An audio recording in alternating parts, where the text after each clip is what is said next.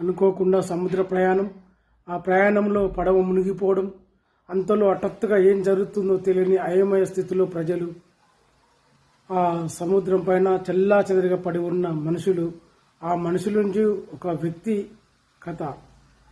ఆ కథ పేరే ఏం జరిగినా అంతా మన మంచికే. ఆ వ్యక్తి అప్పుడు నీటి నుంచి బయటికి వెళ్తాడు. చుట్టూ చూసినా అంతా చీకటి, అయోమయం, అడవి, నిర్మానుష ప్రదేశం. అక్కడ జంతువులు తప్ప మనుషులు లేని ప్రదేశం. ఏకాంతంలో తనొక్కడే ఆలోచనలో పడిపోయాడు. చుట్టూతో చూసినా ఎవరు మనుషులు కనపడట్లేదు. అంతా నీళ్లు, అడవి, చెట్లు, రాళ్ళు, రప్పులు. అతనికి ఏం తోయక ఆలోచనలో పడిపోయాడు.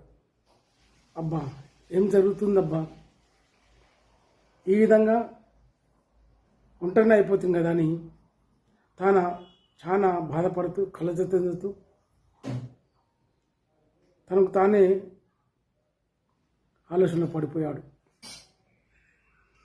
అక్కడ చివరికి చీకటైపోయింది. రాళ్ళ మధ్యనే అట్లా నిద్రపోయాడు. చూస్తూ తెల్లవారింది.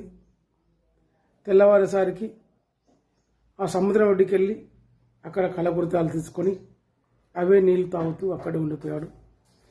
చివరికి అక్కడ కట్టెలు తీసుకొని చిన్న గుడిసె వేసుకుంటాడు. ఆ గుడిసెల్లో అక్కడే ఉంటాడు. అక్కడ ఏం దొరికితే అది తినుకుంటూ ఆ జంతువులే కానీ పండ్లు, పలహారాలు, దుంపలు, సముద్రంలో చేపలు వాడినే తింటూ అట్లనే కాలం గడుపుతున్నాడు. కొన్ని రోజులు గడిచిపోయింది అక్కడనే తన ఒంటరి జీవితం. తన జీవితంలో ఎన్నో ఆటుపోట్లు లేని వ్యక్తి ఈరోజు ఒంటరి జీవితం గడపవలసి వచ్చింది అని చాలా మదనపడుతూ తనకు తానే చెప్పుకుంటూ బాధపడుతూ ఏకాంతంలో నిట్టూరుతూ కన్నీళ్లు కారుస్తూ కూర్చున్నాడు. ఇన్ని రోజులు అయింది. తినడానికి చుట్టుపక్కల అన్నీ అయిపోయినాయి. కొంత దూరం నడుచుకుంటూ వెళ్ళి ఏదైనా తిందామని బయలుదేరుతాడు. మార్నింగ్ వెళ్ళి సాయంత్రం కల్లా మళ్ళీ తన నివాస స్థలానికి వస్తాడు. వచ్చేసరికి తన పడుకున్నటువంటి ఆ గుడిసె కూడా కాలిపోతుంది. ఇక అప్పుడు వచ్చి బాగా నిట్టూరుస్తాడు. అబ్బా, పండుకోవడానికి కూడా వేసుకున్న గుడిసె కూడా లేకపోయాని చాలా బాధపడతాడు. బాధపడుతున్నప్పుడు ఆ సముద్రం నుంచి ఒక పడవ వస్తుంటుంది. ఆ పడవలో ఎవరో మనుషులు ఉన్నట్టు అతనికి బాగా కనిపిస్తుంది.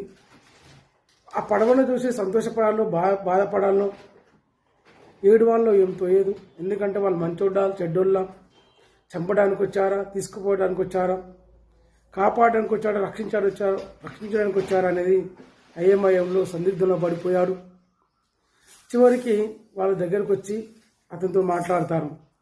ఎవరు నువ్వు అని అడిగినప్పుడు తను జరిగిన సంఘటన గురించి మొత్తం వివరిస్తాడు వాళ్ళకు. మీరెవరని ఇతను అడిగినప్పుడు మేము సముద్ర ప్రయాణం చేస్తాము, ఇక్కడ ఒక పొగలు వచ్చినాయి, ఆ పొగ మబ్బులు చూసి మేము ఇక్కడ రావాల్సి వచ్చింది.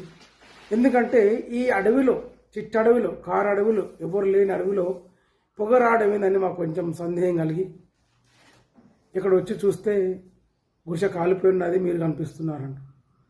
అంటే మీరు నన్ను రక్షించడానికి వచ్చారా అని అడుగుతారు. అప్పుడు అవును, ఆ పొగలు చూసి నేను ఎవరో మనసు ఉన్నారు కాబట్టి ఆ మనసు రక్షించడానికి వచ్చా అంటాడు. అట్లా ఆ వ్యక్తిని ఆ పడ నుంచి వచ్చిన వాళ్ళు తీసుకెళ్ళి అతను రక్షిస్తారు. అతడు చివరికి తన ఇంటికి వెళ్తాడు. ఇక్కడ జరిగిన కథకు నీతి ఏంటంటే,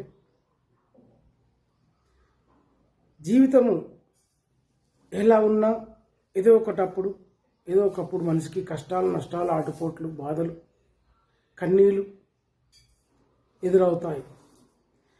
వీటన్నిటికి భయపడి జీవితాన్ని ముగింపు చేసుకుంటే మనిషి జీవితానికి అర్థం ఉండదు. కాబట్టి ఏం జరిగినా మన మంచి కోసమే అని మనం అనుకోవాలి తప్ప బాధపడడం పక్కకెట్టవలసింది. Thank you.